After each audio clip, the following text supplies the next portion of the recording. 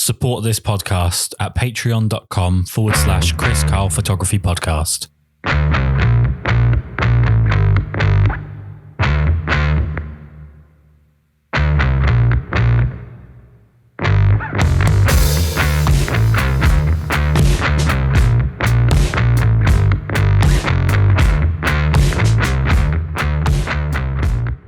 Okay, so I first found you via a YouTube video where you were shooting large format, mostly portraits. And I want to kind of dive into YouTube with you in a minute. But before we get started, how is it that you first started with photography?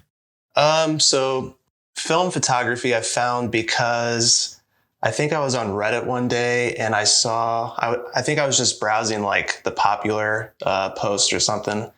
And I saw a post that I forget the photographer's name, but it was just a car and it was on Cinestill 800T. And at the time I didn't know what film really was. I never messed around with it. And I was just reading some of the comments and he said it was like a Fuji 690. And people were talking about like negative size and resolution and all this stuff. So that kind of gave me the idea that I wanted to kind of experiment with film. And at that time, I went straight to YouTube and started looking at people, and I found Willem Verbeek on there. And that kind of drove me down a rabbit hole. And that was back in September. So been doing it since then, and it's been a crazy ride so far. I mean, you've already amassed quite a set of images, considering that's a very short space of time, although it does feel like last September was about 5 years ago at this point. Let's go down the route of YouTube since that's where you started with Willem Verbeek. Let's talk about your YouTube channel. Now, like I say, the first video I watched of yours was a large format portrait shoot, and you were having some issues with kind of getting the dark slide back in and things like that. The question really I want to ask you is about like transparency on YouTube, because it feels like Instagram as an app is a place where people kind of pretend that there is no problems and they're good at everything and everything's just going brilliantly for them. And YouTube seems to be it can quite often go down that route. But I see photographers like yourself being quite transparent on YouTube. Why is that so important to you?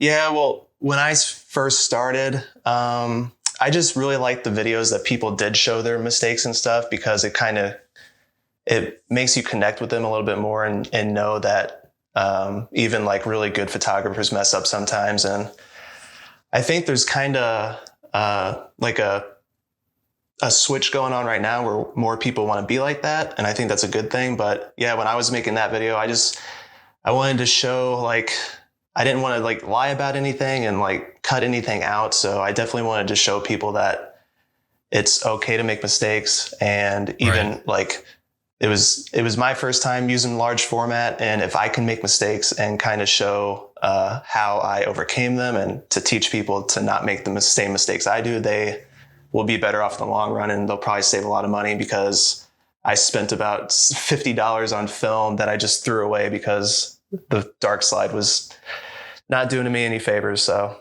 with regards to you starting the YouTube channel, what was the motivation behind you putting stuff up on YouTube in the first place? I kind of wanted that to be like a little journal for me. And when I watched videos, I really liked how a lot of the videos were set up, but just a lot of people just shooting like behind the scenes stuff with their film and stuff. But I got kind of tired of the same generic format that people were kind of going for. And I kind of wanted to do something different. So I just started doing my own thing, and people kind of like that. And then I started the Analog Artisans episodes, and that's kind of what made me be even more creative with YouTube and just trying to do something different and trying to bring more of a story to it instead of just like, here's me walking around, just shooting some photos set to some music. And I think a lot of people like that. And I'm happy that I found like a little niche inside of a niche to gather a little bit of an audience. I mean, you've mentioned Analog Artisans there. For people that haven't seen it, what's the gist of that? Basically, I just had the idea of reaching out to people. It was originally going to be just in St. Louis, Missouri, where I'm from. And when I first started, I reached out to like modeling agencies and stuff like that to try to get some portrait shoots. And they were just like, well, you don't have that much work, blah, blah, blah.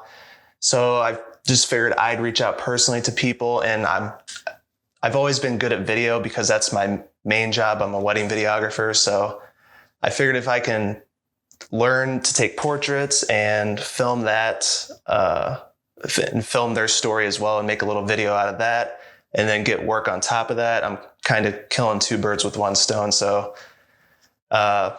And plus I read something about when you're starting up a YouTube channel that you should have something that is kind of like your calling card. And I thought that would be a good thing to do just to kind of set me apart from everyone else. So you've mentioned there that you do wedding videography as your main sort of work. How much does that feed into your knowledge with photography and vice versa? Or are they very separate mediums to you? Well, that's kind of the thing when I first started film, because I only did digital photography for about a year before I started film, but it is very related. Like, you're still going to mess around with f-stops and shutter speeds and aperture and ISO and all that stuff. So I've started wedding videos in 2015. So I pretty much knew the basics of how to use a camera and stuff like that. And all the stuff that I learned video wise, it does translate over to photo. So that definitely helped me out to kind of like get going when I first started, and I wouldn't be completely lost when I started shooting film. So I kind of knew everything. No, I didn't know everything, but I knew like the basics from the get-go, which helped me out a ton. So if I could ask a broad question, because obviously you've gone through the gears quite quickly based on the amount of time that you've been doing it. And it's a very broad question, and it was going to sound a tiny bit loaded. So I do apologize if it sounds like I'm setting you up here. But obviously with you going through things so quickly, do you find photography to be difficult? Do you think as a medium, photography is difficult, or do you think it's quite simple? The basics of photography are obviously simple. It's like you just point your camera, get the exposure, and take a photo. But the hard part for me would be connecting with people and getting yourself out there and photographing strangers, and just getting out in public with a huge film camera, stuff like that. And I think that's where YouTube in general helped me out a lot, because I watched a lot of people that they just didn't care about what other people thought. So that's what the things that I have trouble with photography is just, it's not very technical. It's more just the aspect of getting out there and getting people comfortable in front of the camera and stuff like that. And I definitely think that the series I do on YouTube, like, I'm learning as I go with everything. And I think that gives me a reason to go out and interview and photograph people. And I think that's that's one of the bigger things that you can learn in photography, is just learning how to interact with people. And I try to watch a lot of people and follow a lot of people that are really good at that, because I think that's one of the bigger learning tools compared to actually knowing the basics of a camera. So producing your own YouTube videos, is that something that is pushing you through that barrier of struggling with, interacting with people, or the actual personal element of photography?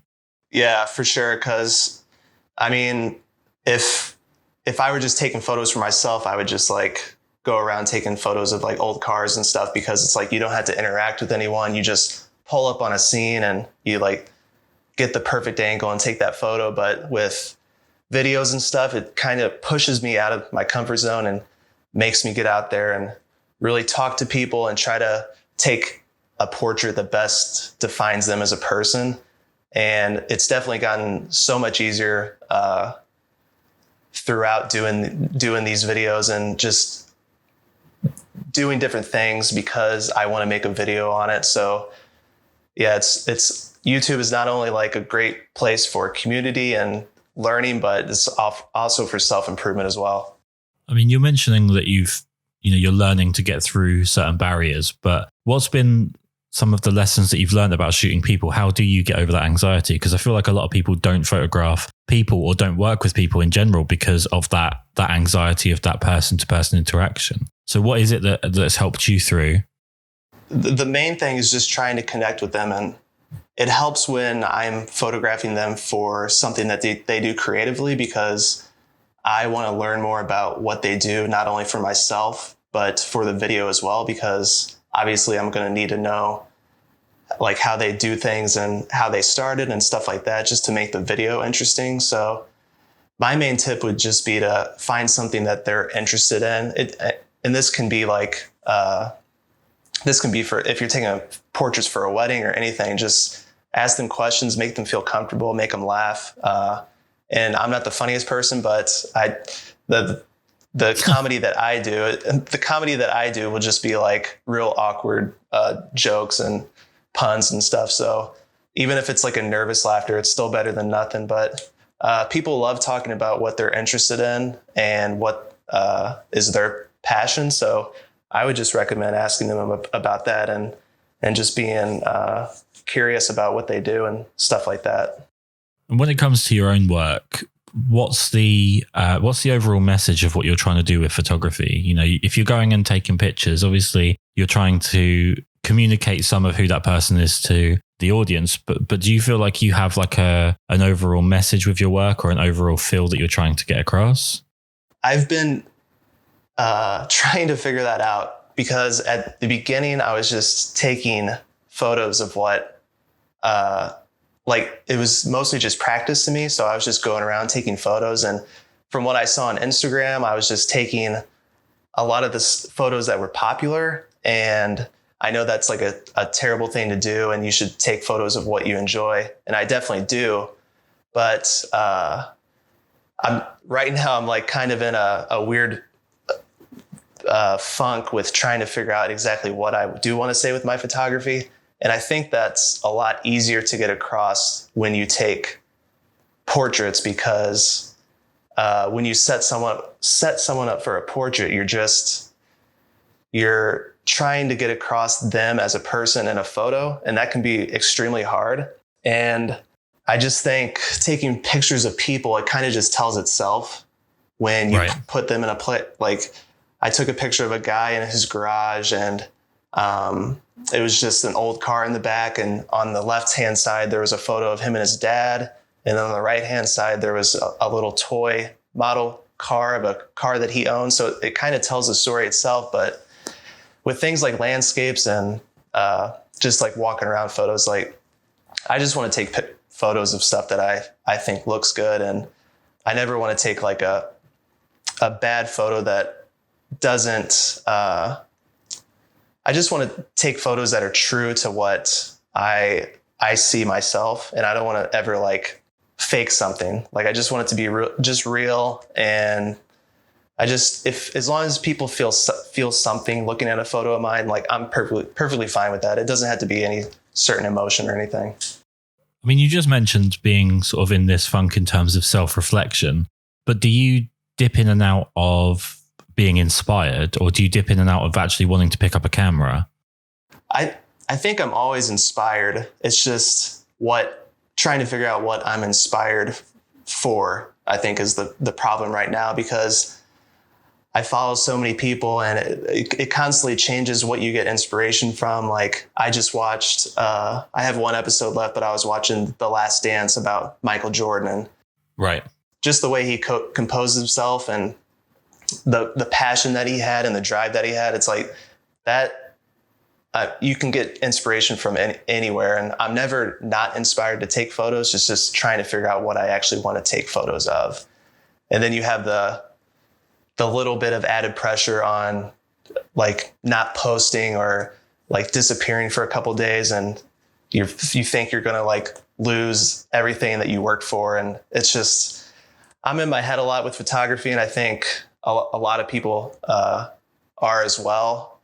And that's definitely something that I'm trying to work on. So, and in terms of, obviously you're talking about like general inspiration there, but with visual inspiration in like building up ideas that you want to go and photograph, is that something that you find externally from outside of photography, or do you find that from looking at other photographers' work?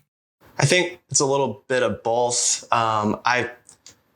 I watch a lot of movies, and I draw a lot of inspiration from that, and the work of other people. It just kind of changes with the people that I follow. Because when I first started, obviously I followed a lot of people that shot a lot of cars and landscapes and stuff like that.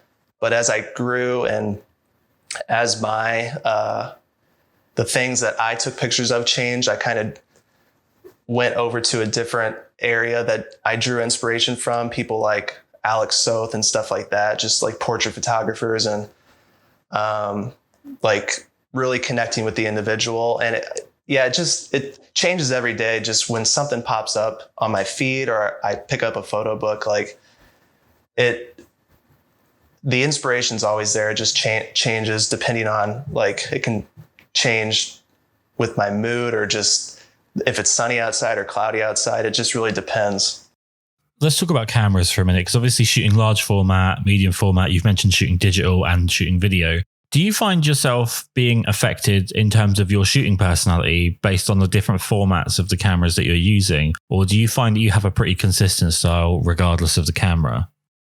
I try to have a consistent style, but obviously with large format, it's extremely slow and deliberate, and you're just not going to get the same types of shots that you would get with medium format or 35 millimeter. But I think when I first got into large format, and I haven't used it a lot and I'm still learning on it, but it kind of changed me for medium format as well. So I'm being much more deliberate with 6x7 as well. And I just find myself shooting a lot less because even with the pandemic going on and stuff like that, I don't want to be like wasting money on stuff that I'm not really inspired to shoot.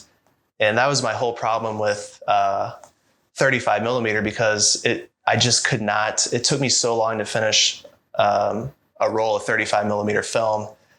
I had switched over to medium format and I had 645 for a while, and I found that to be too much. And then I got to 6x7 and that was 10 shots. And I think that's like more than enough for me. It's like when I go out there with large format, I usually have like 4 or 6 sheets of film, and yeah, it just made me much more deliberate with what I shoot. And you're obviously not going to get like spontaneous moments with large format, or as much so with medium format. But yeah, it definitely made me much more deliberate with what I shoot. And in terms of like the build-ups to your shoots, how much planning goes into the ideas that you're putting out there? And how do you go about planning them? Are you like a mood board person, or are you just kind of off the cuff, what happens on the shoot happens? Definitely just go with the flow type of person. Even with the Analog Artisans episodes, it's usually like I message them. If there's somewhere local, like I'm messaging a few people now that are like, it's going to take a little bit of planning because there's a trip involved and stuff like that. But if they're in St. Louis, it's usually like message them, tell them what the whole thing's about, and then a day or two later, show up, film, photograph. It's like I'm meeting them for the first time. I try to get like a background on them and like obviously come up with some questions for them and try to read as much into it as possible. But like creative shoots, I just come up with an idea, figure out what I need for it, and then just go and shoot it. I really don't go too far into that. I think that goes back to how I film and photograph weddings, because the only planning that goes into a wedding is obviously just the schedule, and it kind of makes you think on your toes, and it really makes you improvise and stuff like that. So I think that's just kind of how my style is. I just go with the flow. In sort of a bit of a switch here, obviously we're in pretty interesting times with the pandemic and just about everything else that seems to be trying to end the world at the moment. As a photographer, what do you feel like your responsibility is in terms of, when you're photographing stuff? Are you thinking about like a social aspect of what you're doing? Are you thinking about like representation or putting out positive messages? Or is it just something that it's just your artistic expression and you don't think about it that way? I think it's a little bit of both. When I first started, I think you feel like, I think this grows with like, as you grow like an audience and a following, when you first start, you don't feel like you need to really address those because you think that like no one's listening or anything like that. But as I grew like a little bit of a following and an audience, I definitely felt the need to express how I feel about certain things and to let people know that where I stand on certain subjects. And I don't necessarily feel like that has to come across in your work, but if you can work that into your work and your projects, then I think that's definitely a bonus. And I do my best to just speak how I feel about things. And I never want to be like the type of person that is fake to anyone or says things just to keep my followers or anything like that. I just want to be real with people. And I think that comes across in like everyday things and Instagram and YouTube and stuff like that. And it probably is a detriment to me a little bit, because I tend to just say things and say how I feel. And some people might take that the wrong way, but that's just how I'm going to be with things. I mean, given the, if I can just put some of my personality on this question, but given the atrocious state of digital retouching at the moment and the way that portraiture is kind of almost turning into graphic design, do you ever feel like film represents a more honest form of photography, especially with the resurgence and the fact that it's now being used by younger and younger people? Do you feel like it represents more of an honest interpretation of what photography is compared to like what is becoming digital photography at this point? Yeah, for sure. Obviously, people know that you can't, like, there's not as much leeway with film photography just because it's not as easily changed in the editing process. But I think people that shoot film are just going to be after a more natural aesthetic, just because that's one of the main reasons why people shoot film in general, is just because you don't have to do a lot of editing maybe, or it's just each film has its own specific look. And right. That's just going to, when I first started photography, it's just crazy how it changes what you think is good. Because when I go back and look at what I thought was good, like 2 or 3 years ago, and look at that now, I'm just like, what the hell was I thinking? Like, it's so edited and over the top and HDR and just shadows pulled up and highlights pulled down to oblivion. And I think finding film and just film photographers that want to make that natural human look it definitely helped me take better photos. You mentioned William Verbeek earlier, and I've only started sort of shooting film with any real intention since lockdown started. One of the criticisms I actually saw of him, which I thought was because I'm new to the world of film photography, I thought was quite interesting, was on a video that he did about scanning and how he basically goes about digitizing his negatives. And one of the criticisms was that he was removing the personality of the film by making adjustments in post. Mm-hmm. I just kind of wondered where you stood on that, because you've mentioned obviously film stocks having their own look. Do you feel like it's something that a film photographer should be sticking to, or do you feel like they should have that ability to kind of move things around a bit? I think you can edit it as much as you want. The last video I just posted, it was a video about Ektar 100, and I even said in the video, I'm like, I scan my own film, so it's like I'm gonna be like, because a lot of people complain that Ektar gives red skin tones, and I'm like, I scan myself at home, so I'm gonna take that red out. It's like, if you send that off to a lab and they give you that back, like, you're gonna get that redness in there, and you're gonna get the look of Ektar. But me personally, I shoot with Ektar because it's a low speed film, and I scan it, and then I'm going to change it to however I like. If I come across something, if I come across like a deal on eBay where it's super cheap film, it's like, I'm going to get it because it helps me make the photo that I want to make. And I'm not going to like sit there and wait for like Portrait 160 to become available. It's like, when I go to scan it, it's going to come out exactly how I want it to, not how the specific film type looks. Yeah, I mean, with the video that you're talking about, it actually made me think pretty hard about that, because obviously, like you say, Ektar's known for having very strong reds. And I've always thought, well, isn't in sort of a grand scheme, isn't all photography generally data collection? Even if it's on film, it's collecting data from a point in terms of exposure and the amount of saturation and so on. And if you have something like a film stock that has stronger reds, it gives you the possibility to bring them lower. But if you don't have much, it would actually be harder to kind of increase the saturation in that sense. So it would make sense to use something that maybe is a little bit oversaturated in one place or another, and then have that option to kind of bring it down. That seemed like common sense to me, but I feel like I'm coming at things from a non-traditionalist point of view. Do you find that traditionalists don't like that? It's hard to say because, I mean, anyone that, because I just read an interview or watched something that they were talking about, it was actually, his name was Daniel Milner. He's on YouTube. And he's in film photography, and he's been a professional for a long time. And I just found him the other day, and he was talking about film stocks in general. And he was talking about professionals in the film world and how they don't talk about gear. They don't talk about what film you use. They don't talk about anything like that. So if you're a traditionalist in that sense, then, and you care about film stocks and stuff like that, you just need, like, I'm not going to be like that. I'm just going to use the film that is the most comfortable for me and the one that I'm most in line with, and the easiest one for me to shoot.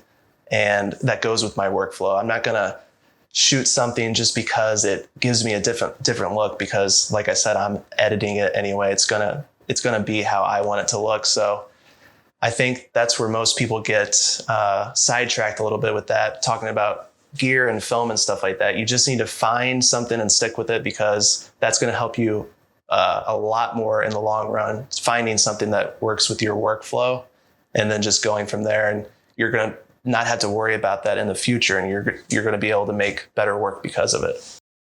I think never in history have we been exposed to so many opinions now, with having a phone in your pocket and all of the different apps that we use, and the way that people sort of wide scale are putting themselves out there with their political opinions or their photography or their music or whatever it may be. We've never been more open to feedback in the sense of what we're doing. Do you think it's a danger that critique can kind of consume you, in the sense that you end up sort of chasing approval and you focus too much on external gratification as opposed to being happy with what you're doing yourself?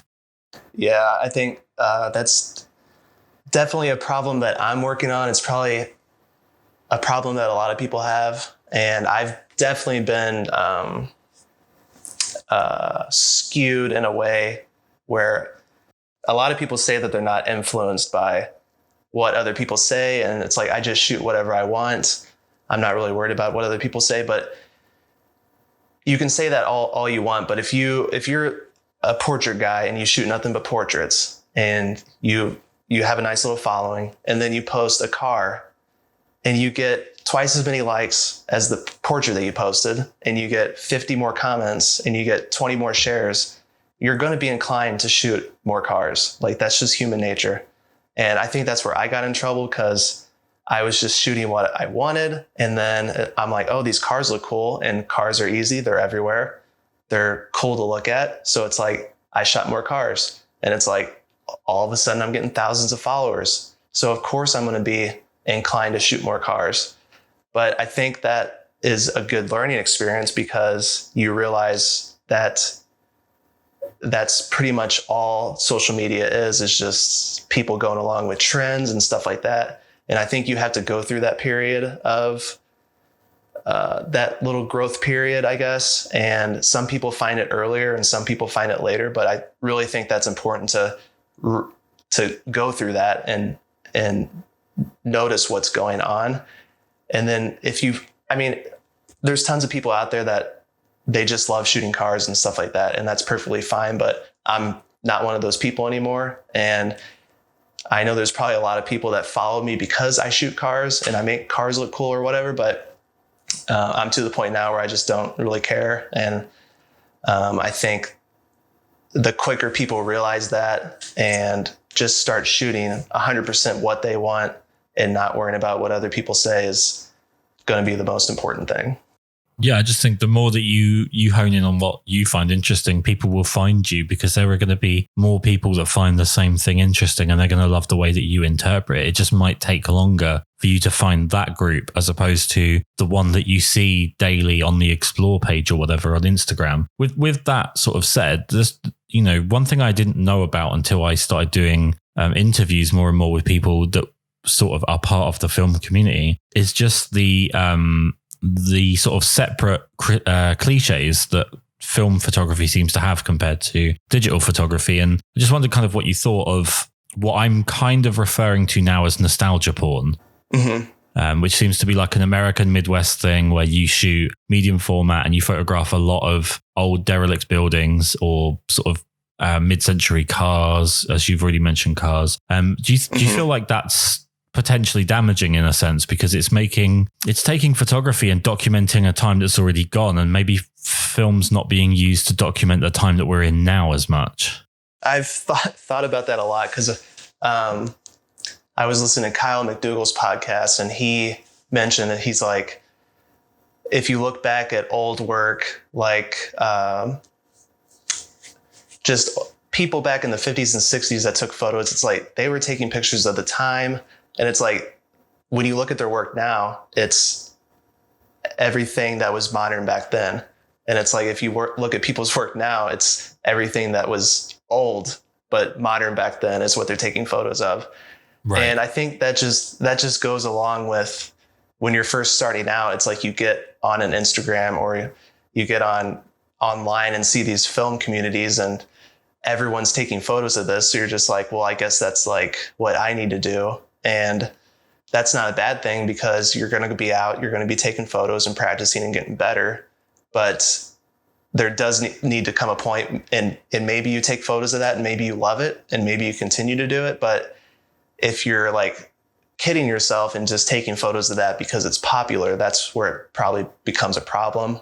And if some people like that and continue to do it, more power to them. Like when I started to do it, it's like I saw that little trend and it definitely made me better as a photographer because I was going out and taking photos of cars and stuff. And it made me better in the long run. And it also made me realize that I didn't want to continue to do that. So I don't think it's necessarily a terrible thing, but it is a bad thing if you just keep continuing to do it just because other people are doing it and you're looking for that positive feedback.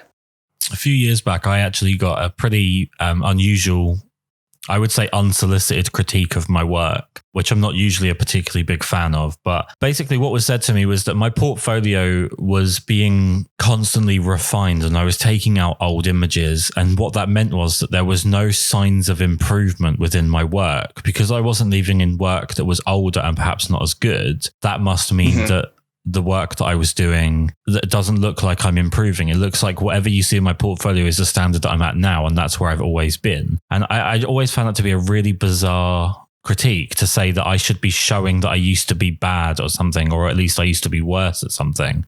Right. In terms of your portfolio, do you feel like it needs to show improvement, or do you feel like the most important thing is that you cut the apron strings with your older images that might be sentimental, but they might not be as good and you just cast them away? See, like I definitely do that same thing. Like I go through my feed, and if like when someone goes to my page, I want them to see like, they're going to see good images and they're going to see like not so good images. But if I go back and I see something that I look at now and I'm like, well, that's a terrible photo. Like of course I'm going to delete that. And I don't think it makes you a bad person for doing that. And it doesn't take away everything that you are as a photographer. And I feel like I have something to fall back on because I have old YouTube videos where you can go. And I wanted to keep those on because I think it's more of a learning tool for people so they can go back and see and actually learn as they go. But I feel like Instagram and stuff like that is more of a portfolio piece. And I look at Instagram as like just your website and a place to showcase your work. It's not a place to showcase what you learned. And I think that's a great place for community and learning, but I don't think it's a learning tool per se. Whereas YouTube and stuff like that, it's like you can go back and 10 months ago was my first YouTube video and it's just terrible. Like I don't know how to talk to a camera. I don't know how to take good photos. The audio is terrible. Like everything about it is bad. But I think for someone that's starting off and going to my channel, they can go back and look at that and see for themselves, like, okay, he used to be terrible. I'm terrible right now. So maybe I can be at least a little bit better in 10 months from now, just like I'm a little bit better 10 months from now. I mean, in a general sense, what do you think of the state of photography on YouTube at the moment? Because we certainly have gone through a bit of, I don't know what the kind of funny way of putting it, but we've certainly gone through this stage of a lot of people doing what are pseudo reviews of gear as a way of just putting content out that they can have an affiliate link in their bio and they can make some money from it. There's been a lot of people that have made videos that, you know, they don't seem to have any substance. They just seem to need to get past the monetization line. There's people, one of the things that always rings alarm bells to me, and I might be completely wrong on this, but is when someone says like they have a video out every Monday, for example. That worries me, because that then sounds like it's a video for video's sake as opposed to having something to say. Do you think YouTube at the moment is like overall positive or negative for photography? I think from what I've seen, I think it's getting a lot better because people are recognizing those trends and they're actively trying to fix that. Like from when I first got on YouTube and to now. And I don't know if it's because I'm following more people that I connect with, or if I just follow like better YouTube photographers in general, but I definitely see a nice positive trend and more people making meaningful content and not only just walking around taking photos or doing like a camera review or anything like that. And I think camera reviews and stuff like that are perfectly fine as long as you don't waste anyone's time and you give them prevalent information and information that they can use. And that's the thing, that's the thing I hate the most about digital. And that this kind of goes back to weddings too, is like whenever I do a wedding or anything like that, literally all people want to talk about is gear, or they just want to talk about how much they charge and stuff like that, or how much money they make. And I feel like that's kind of the same in the YouTube world with because I've been looking at upgrading my Sony AS7 II to the AS7 III. And of course I go to YouTube and try to find some opinions on it. And there's probably like one good video that gives me really good information that tells me exactly what I need to know. And then there's another guy who's talking about, here's the link in my description. I get a little commission from it, blah, blah, blah, blah. And they're busting out like 4 videos a week. And each video is about one specific feature with the camera. I'm like, just give me one video, tell me everything I need to know, and then just move on. And that's how I'm trying to be with my channel. Like, I don't want to waste anyone's time. I don't want 7-minute intros at the beginning talking about how the weather was the day of my shoot and stuff like that. So I just want to get into it, let people know what they want to know, and then show them some good pictures, put some good music to it, and go from there. It's funny because there's a non-photography channel that I follow on YouTube, which is Your Movie Sucks. And he puts out like his favorite films of 2012, 2011, whatever. And he will always say that he won't release that at the end of that year. He'll release it years later, once he's had the opportunity to actually watch all of the films that he thinks could make the list. So it might be like 2013 by the time he's releasing his 2010 list. Because what's the point of releasing a 10 best films of the year list in November when there's still time for films to come out and you haven't seen stuff? And I think that's what a lot of photography gear reviews seem to be like, is, you know, I literally got this camera. There was actually, I don't want to say who it was, but there was a guy who I'd sort of loosely followed for a while because I had an interest in switching to a different camera system, and he shot that system. Mm-hmm. And there was a point where he got a camera in to review, and he made 5 videos, I think, in 6 days. And the first video was like 10 minutes long, and it was talking about what it looked like and how it came in the box. And then the next video was talking about what he plans on doing with it. And then the next video was showing some like 120 frame per second bullshit, him walking around like flicking his hair so that he looks all cool and has the music that makes kids want to click the links in the description. And then the next video, you know, it got to a point where it was almost parody. He was almost like mocking himself with how much he was putting out just to try and make money out of reviewing a camera.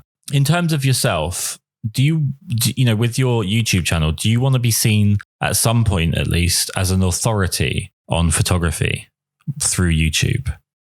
I don't think I want to be seen as an authority on photography. I just want to be an authority on telling true stories, I guess. Like, I just want people to come to my channel to be inspired, to be informed, and just to see good photography and good videos. I don't want to be seen like as anyone who's an authoritative figure on the state of the photography world. I just want, because I mean, that's how I learned photography. I learned from YouTube and watching hundreds of videos on film developing and Matt Day videos and Willem Verbeek videos. So I know what it's like to just be getting into that and watching YouTube. And if I can be an authoritative figure on learning film instead of being an authoritative figure on the state of photography in general, I think that would just be a better overall case for me. Right. I'm not one to be super like, I'm just a really laid back guy. So it's like, if you have a question, like message me. If you have a concern about anything, just comment, and it's like, we'll talk it out. Like, I can't stand when people post videos and people are leaving comments and they don't reply for days on end or never reply at all. And I get the idea that you get to a certain point where you can't reply and comment to everyone, but I've seen this on smaller channels and medium-sized channels where people have like 50 comments and you're not replying to anyone. It's like they're there to watch your video and they're there to support you, and you need to respect that and you need to reply to them. And it's just the human thing to do, and it's just the nice thing to do is just reply to people that support you and watch your videos. So I generally try and end these with as broad a question as possible, and it'll either lead to like a 2-word answer or an introspective answer where you have a complete breakdown. Hopefully neither, but we'll see what we can do. One thing that I find fascinating with people, and it's such a broad question, I don't think people quite often think particularly deeply about stuff. And it sounds like you're more of a deep thinker, so I feel like I can throw this one at you. But what is it that compels you to keep shooting? Because it's not just about the gear for you. It's not just about, the planning or the likes or anything like that. What is it that makes you want to keep going out and taking pictures? Well, right now I would say it's because I just want to, because when I do those Analog Artisans episodes, like I get so much out of those, and specifically with not being able to get out as much the past 4 or 5 months, it's just nice to meet up with people, specifically people that are passionate about a certain thing. And it's like, I just want, if I can meet up with someone and talk to them about something that they're passionate about and something that drives them in their life, and if I can capture that for other people to be inspired by, and if I can photograph them and give them something as they're giving something to me, like that's the best thing that I can think of that compels me to go out and shoot.